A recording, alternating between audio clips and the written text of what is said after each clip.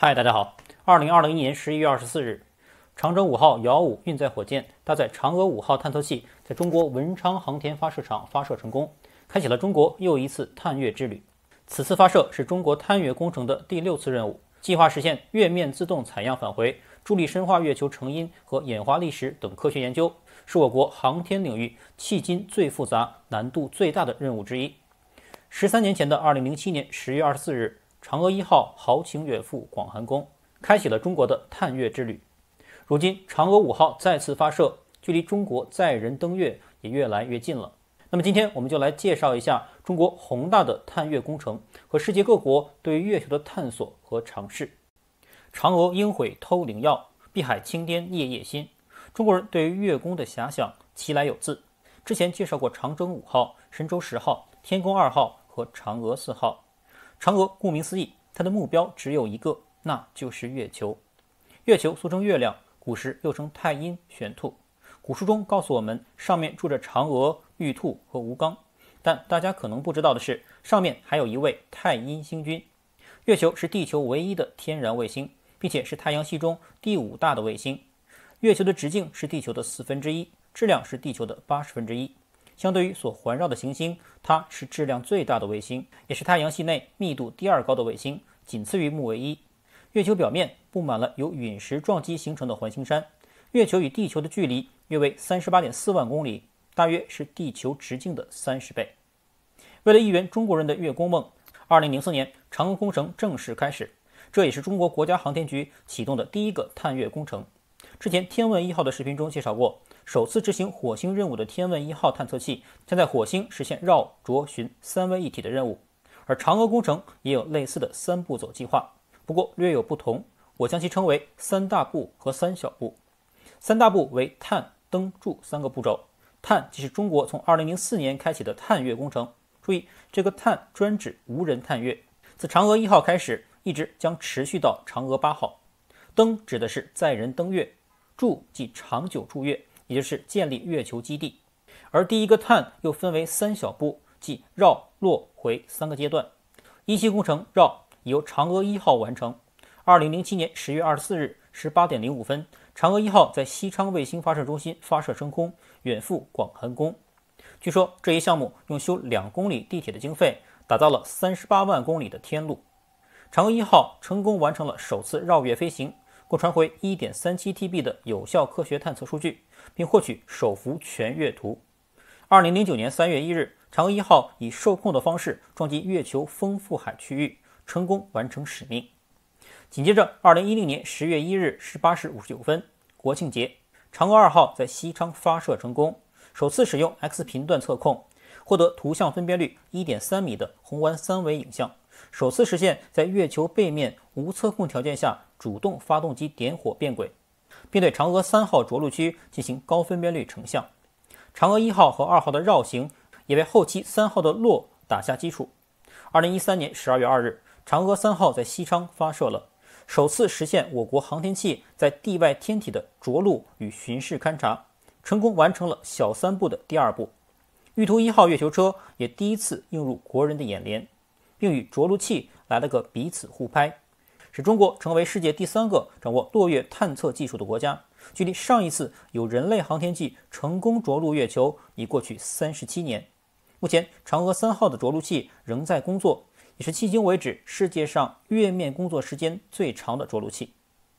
2018年12月8日，嫦娥4号搭载着陆器与玉兔2号巡视器于西昌发射升空，并于2019年1月3日成功在月球背面完成软着陆，并通过当年5月21日提前发射的鹊桥中继星传回世界第1张近距离拍摄的月背影像图。这也是世界首次实现了月球背面的软着陆和巡视勘察。1984年变形金刚系列开始发行，里面的外星人基地就部署在月球背面。玉兔2号也第一次与变形金刚来了一次亲密接触。嫦娥4号所取得的成就也被英国皇家航空学会授予航空团队金牌奖，这也是该奖项153年来首次颁发给中国。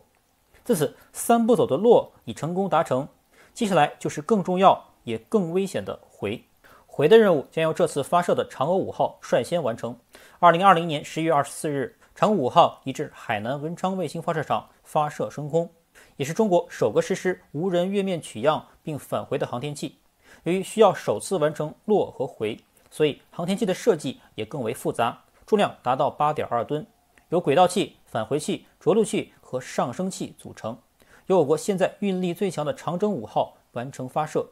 探测器抵达月球后，着陆器携带上升器将在月球表面实现软着陆。这个嫦娥系列已经做过多次，难度不大。而后着陆器进行月面采样、样品封装等操作后，由上升器从月表起飞，与环月轨道上的轨道器对接，并将样品转移到返回器内部。注意，这一步难度极大。与此前美国阿波罗载人登月不同，对接过程是在距离地球38万公里的月球轨道上完成，无法借助卫星导航的帮助，所以全部需要依靠探测器自主实现。而后轨道器携带返回器点火机动，从环月轨道直接返回地球。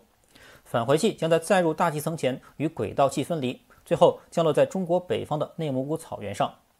最后这一步看似简单，其实不然。从奔月轨道上返回的航天器有着很大的速度，载入时将达到每小时4万公里，相当于32马赫。如何减速并安全控制返回舱重返大气层，也是此次返回任务能否成功的关键。2014年，中国还因此发射了一次没有嫦娥代号的载入返回舱飞行试验，第一次完成了绕月飞行后，以接近第2宇宙速度载入地球，并成功在内蒙古着陆。所以将嫦娥5号说成迄今为止中国最复杂的航天任务不足为过，中国也为此做足了准备。简单来说，嫦娥5号完成的就是一次无人版阿波罗登月。除了之前的试验，嫦娥5号已经完成4个首次：首次在月球表面自动采样，首次从月面起飞，首次在月球轨道上进行无人交会对接，首次携带月球土壤返回地球。38万公里的月球并不遥远，中国人能否最终完成追梦广寒宫？不久后，答案即将揭晓。如果这次嫦娥5号的绕、落、回任务可以圆满完成，中国航天3大步中的碳也随即达成。后续还会陆续发射嫦娥6、7、8号来完成对月球地貌、物质成分和空间环境等进一步综合探测，为后续载人登月和建立月球基地做一些前期探索。而3大步中的第2步登即载人登月，中国计划将在2030年左右达成。而载人航天器最主要的2大部分环月飞船和登月舱，由于要加入更复杂的人类生命维持系统，重量加大，以目前长征5号的运力无法一次性达成。所以中国的首次载人登月到底是由长征5号分多次发射完成，还是等待长征9号的一肩挑？这个我稍后再做分析。中国对于探月按部就班地进行着，那么世界其他各国对于月球的探索又到了什么阶段呢？自上世纪50年代末，人类共向月球发射了大大小小几十艘探月飞船，而其中的佼佼者当然就是美国和苏联。虽然美国后来成功完成了人类第一次的载人登月，但在这次太空竞赛上，苏联人却走在了前面，并完成了数个第一。1959年，苏联的月球1号从月球附近5995公里处飞过，比美国的新风4号提前了2个多月。而后的月球3号又创造了另一项纪录，即首次拍摄到了月球背面。美国人在被苏联抢了数个首次后，准备反击。1961年5月，美国总统肯尼迪表态，美国将在10年内把人送上月球。而那个时候，美国人的载人飞船才刚刚完成1次飞行，被赫鲁晓夫讥讽为跳蚤的一跃。但在那个美国国力蒸蒸日上的时代，与现在美国的载人登月计划反复重启、取消再重启相比，一个天上，一个地下，完全不能类比。自肯尼迪那句话说出的一刻起，美国举国上下都投入到名为阿波罗的载人登月计划中。就在美国将其所有无人探月项目整合到阿波罗计划后，1966年2月，苏联月球9号使用气囊首度实现了月面软着陆，再次拿到一个第一。注意，这个软着陆是探测器直接冲向月球，可不是先绕再着。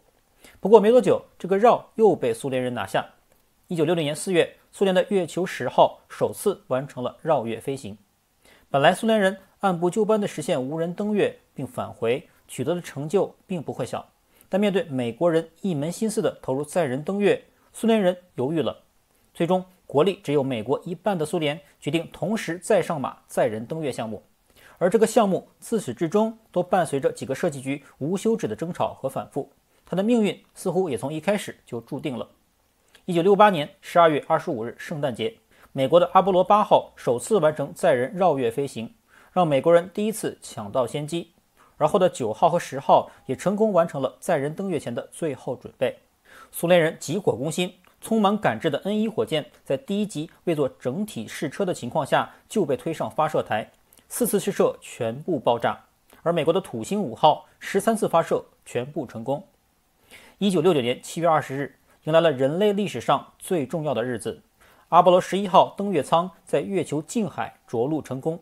阿姆斯特朗迈出了他的一小步，却成就了世界的一大步。此后的12号到17号相继发射，共将12名宇航员送上月球，并带回382公斤的月球样本。而其中的阿波罗13号由于氧气罐爆炸，登月计划临时放弃，但却安全返回，后来还被拍成了电影，这就是由汤姆·汉克斯主演的阿波罗13号。载人登月上，苏联已被击败，但却并未彻底认输。月球15号本想在阿波罗11号之前率先得到月球样本，可惜最终在着陆时坠毁。但此后的月球16、20、24号成功登月，共取回月球样本326克。到1976年，苏联最后一台自动取样器月球24号成功返回，长达18年的美苏探月竞赛终于画上了休止符。那么美国后来折腾了10来年却毫无进展的登月重启计划又是怎么回事呢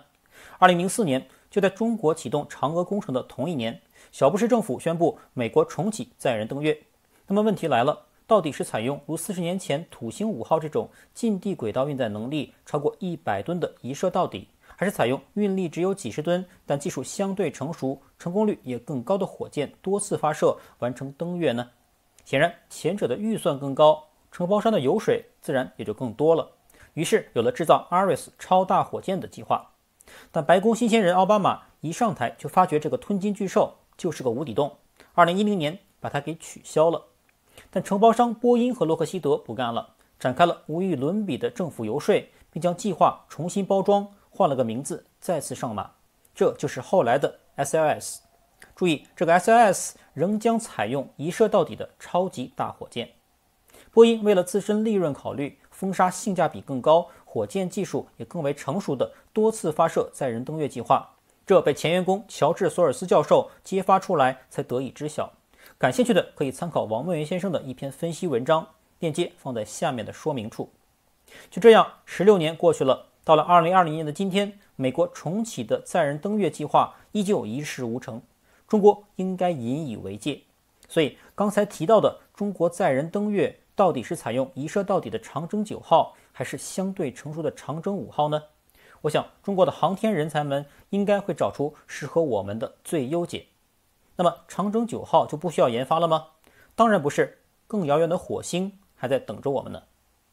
除了中美俄之外，其他国家也对月球有所探索。欧洲捷足先登。2003年9月27日，欧洲空间局研制了一款借助太阳离子推进器进入月球轨道的环月人造卫星，由瑞典设计。这是欧洲第一个飞向月球的太空飞船，成功实现了绕月飞行和地图采样。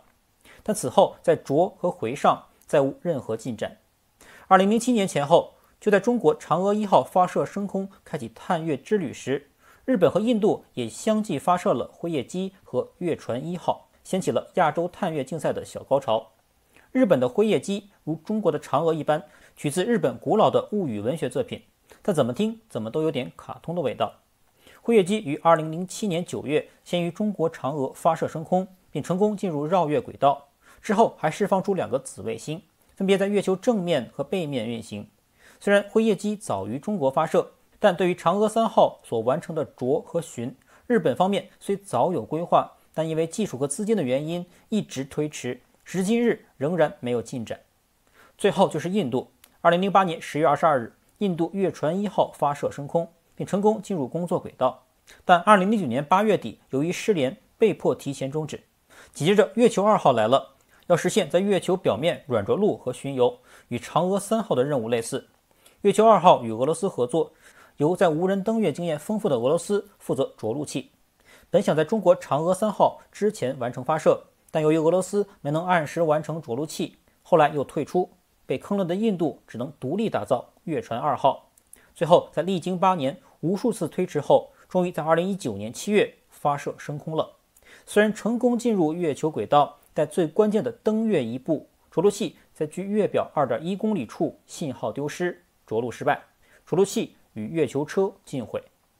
回想2009年时印度的雄心壮志，要在2015年实现载人航天登月计划，并最晚于2020年实现航天员月球漫步。现在回看，不禁令人汗颜。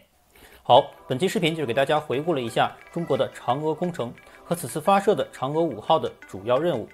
以及它在世界各国的探月历程中所处的位置和意义。中国人的月球追梦之旅正在按部就班地进行着，月亮在向我们招手。